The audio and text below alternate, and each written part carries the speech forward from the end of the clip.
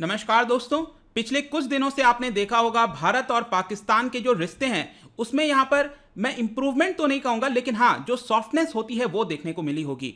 जिस तरह का कड़वाहट हो गया था दोनों देश के जब भी बयान आते थे तो यहाँ पर एक कड़वाहट रहती थी, उसमें यहाँ पर थोड़ी गिरावट आई है। और आज एक बहुत बड़ा डिसीजन यहाँ पर बताया जा रहा है कि पाकिस्तान के अंदर वहाँ की जो टॉप इकोनॉमिक बॉडी है उसने यहाँ पर अलाउ कर दिया है कि भारत के ऊपर जो पाबंदी लगा रखी थी, आपको याद होगा 2019 में जब भारत आर्टिकल 370 लेकर आया था, उस समय यहां पर पाकिस्तान ने भारत से ट्रेड करने से मना कर दिया था, बैन लगा दिया गया था। लेकिन उसके बाद से अब यहां पर डिसीजन लिया जा रहा है कि जो कॉटन है, शुगर है और यार्न हो गया, इन सब के ऊपर यहां पर जो पाबंदी है वो हटा दी जाएगी। तो हम कौन से टॉप इकोनॉमिक बॉडी की बात कर रहे हैं, क्या कारण है जिसकी वजह से पाकिस्तान आज ये डिसीजन ले रहा है, प्लस दोनों देश के बीच में जो ट्रेड है पिछले 5 वर्षों में, उन सबको मैं चर्चा करूंगा इस वीडियो में।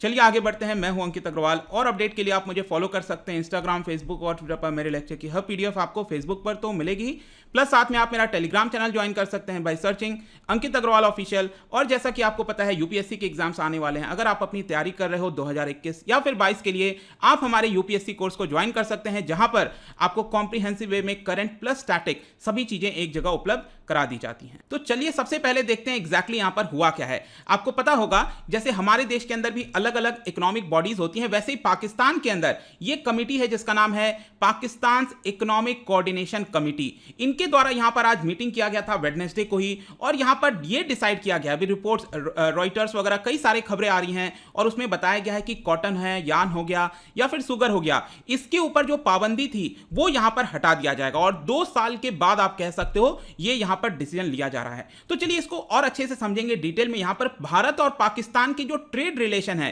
मतलब 2019 के पहले जब बैन नहीं लगा था उसके पहले कैसे रिलेशंस थे उसको हम पहले देख लेते हैं। तो यहां पर अगर आप देखिए भारत और पाकिस्तान में कितना ट्रेड होगा वो काफी हद तक डिपेंड करता है पॉलिटिकल इंटरैक्शंस हो रहे हैं कि नहीं। अगर हमारे देश के प्राइम मिनिस्टर और पाकिस्तान के प्राइम मिनिस्टर के बीच में जब भी इंटरैक्शंस थोड़ा बढ़ते हुए देखने को मिलता है, आप हमेशा देखोगे उस समय जो ट्रेड है वो अपने आप ऊपर चला जाता है, और जैसे ही टेंशंस होती हैं वैसे ही ट्रेड भी नीचे आ जाता है। यहां पर आप देख सकते हो 2015-16 में यहां पर दोनों देश के बीच में जो ट्रेड हुआ था वो हुआ था करीब 2.17 बिलियन। अब मैं जब ट्रेड कह रहा हूं तो भारत ने कितना एक्सपोर्ट किया था मैं उसकी बात कर रहा हूं। भारत ने कितने वैल्यू के गुड्स को एक्सपोर्ट किया था उसकी वैल्यू है 2.17 बिलियन डॉलर। उसके बाद से लगातार आपको गिरावट देखने को मिलेगी। 2016-17 में 16% की गिरावट आई और यह चला गया 1.82 बिलियन डॉलर। और यहां पर आपको अच्छे से याद होगा 2016 में क्या हुआ था, जो उरी पर अटैक हुआ था, उसके बाद हमने जो सर्जिकल स्ट्राइक किया था, ये सारी चीजें उस समय गहराई थी। तो जैसे ही ये टेंशन बढ़ा आप क्लियरली देख सकते हैं कि जो ट्रेड है वो यहां पर गिर गया, मतलब जो हम एक्सपोर्ट करते थे पाकिस्तान के अंदर उसमें गिरावट आई। उसके बाद अगले 2 वर्षों तक थोड़ा सा मार्जिनल इंप्रूवमेंट हुआ, आप देख सकते हो कि 6% का इंक्रीज हुआ, ट्रेड बढ़ गया 1.92 बिलियन डॉलर। फिर 2018-19 में यह बढ़ गया 2.07 बिलियन डॉलर। लेकिन याद रखिएगा 2015-16 में जो 2.17 बिलियन डॉलर था उससे अभी भी यह कम था, 2.07 बिलियन डॉलर। तो ये तो हमने बात कर लिया कि हम कितना एक्सपोर्ट करते हैं, पाकिस्तान से हम कुछ इंपोर्ट भी कराते हैं, उसकी वैल्यू अगर आप देखोगे बहुत ज्यादा नहीं है, लेकिन हाँ 488.56 मिलियन डॉलर 2017-18 में। 2016-17 में ये और कम था थोड़ा, 454 मिलियन डॉलर के आसपास। उसके बाद से 2018-19 में ये अगेन 500 या फिर 494 मिलियन डॉलर के आसपास कह सकते हो, और फाइनली जाकर 2019 में ये पूरे वर्ष में चला गया, मतलब बहुत कम यहां पर इंपोर्ट और एक्सपोर्ट किया गया।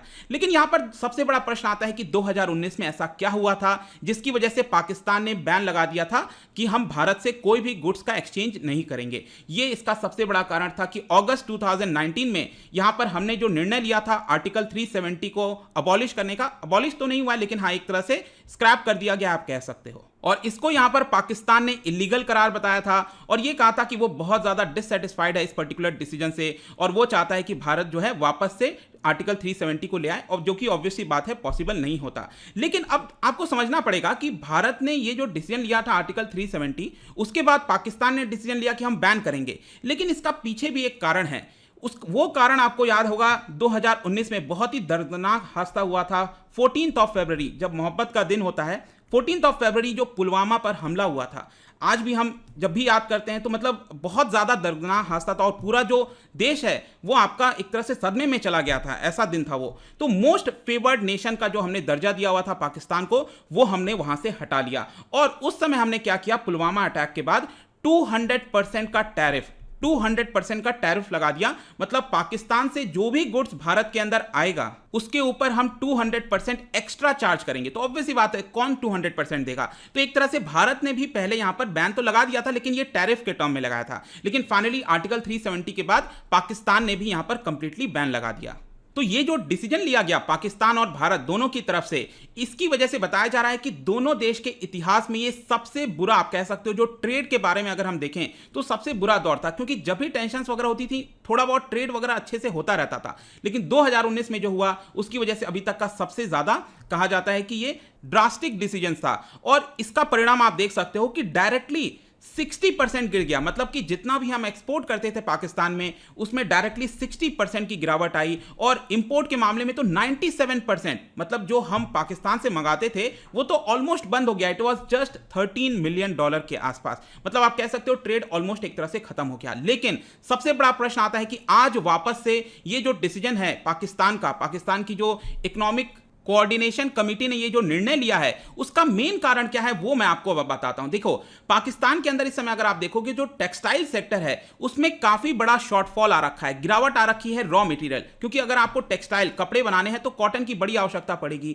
लेकिन यहां पर क्या हुआ है कि पाकिस्तान में पिछले साल बहुत कम कॉटन का जो है इजाफा हुआ है, कॉटन है नहीं। इसकी वजह से उनको बाहर के देशों पर डिपेंडेंट होना पड़ रहा है। और यहां पर एक और कारण बताया जा रहा है कि यूएस और ब्राजील से अगर वो मंगाते हैं तो एक तो महंगा पड़ता है, भारत से वो मंगाएंगे तो सस्ता पड़ेगा, तो वहां से महंगा पड़ता है और समय भी ज्यादा लग जाता है आने में, पाकिस्तान आने में। तो एक तो ये कारण बताया जा रहा है। इसके अलावा मैं आपको ये भी बता दूं कि यहां पर ऑलरेडी जो अब्दुल रजाक दाऊद हैं, जैसे कि हमारे देश के अंदर प्राइम मिनिस्टर के एडवाइजर होते हैं, चीफ इकोनॉमिक एडवाइजर इस तरह से, तो वहां पर भी जो इमरान खान के इकोनॉमिक जो एडवाइजर हैं अब्दुल रजाक, उन्होंने कल इसके बारे में ट्वीट किया था। आप देख सकते हो 29 मार्च को ट्वीट किया था। Meeting was held with prime minister Imran Khan, और इसमें यहां पर चर्चा की गई थी कि कैसे जो कॉटन यार्न है इसके जो प्राइसेस वगैरह हैं इसको हम संभाल सकते हैं। और उसमें डिस्कस किया गया कि क्या भारत के साथ ये सारी चीजें वापस से खोली जा सकती हैं। इसी की वजह से बताया जा रहा है कि ये जो डिसीजन है वो पाकिस्तान के अंदर अब लिया जा रहा है।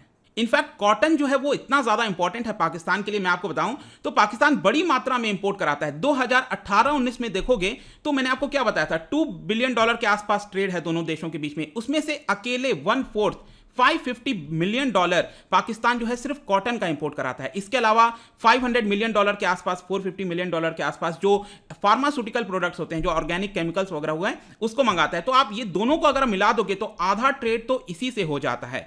तो और इसकी इंपोर्ट आप देखो जो अभी लेटेस्ट आंकड़ा आया है वो it was just around $64 million. मतलब कहां यहां पर $550 मिलियन हम एक्सपोर्ट करते थे पाकिस्तान को, अब ये गिरकर जस्ट $64 मिलियन हो गया। अब ये वापस से बढ़ सकता है, जो कि अभी बात कही जा रही है। तो देखो, ये तो आपका कॉटन हो गया। शुगर की अगर मैं बात करूं तो मैं बता दूं कि शुगर पर दोनों देश डिपेंडेंट हैं। जब भी भारत के अंदर शुगर की कमी आती है, कुछ प्रॉब्लम होता है, तो हम पाकिस्तान से बड़ी मात्रा में मंगाते हैं, और पाकिस्तान को जब भी कोई दिक्कत होता है तो वो भारत से भी मंगाते हैं। तो शुगर को लेकर दोनों देश आपस में डिपेंडेंट हैं। और यहां पर आप देख भी पाओगे कि इसी साल पाकिस्तान ने बड़ी मात्रा में काफी हद तक जो इंक्रीज है इंपोर्ट करना शुगर का वो किया है। तो यहां पर बेटर होगा कि पाकिस्तान भारत से मंगा ले, क्योंकि भारत से थोड़ा सस्ता भी पड़ता है और जल्दी भी आ जाता है। और आपको पता ही है कि अगर पाकिस्तान जो है कभी नहीं चाहेगा कि वो बहुत ज़्यादा पे करे दूसरे देशों को, क्योंकि पाकिस्तान के अंदर ऑलरेडी जो अगर हम बात करें रिजर्व की, जो डॉलर्स होते हैं, रिजर्व होते हैं, उसमें ऑलरेडी काफ़ी बड़ी गिरावट आ रखी है, IMF जाना पड़ रहा है। तो इसके लिए पाकिस्तान चाहता है कि भारत से अगर वो मंगाएगा शुगर वगैरह,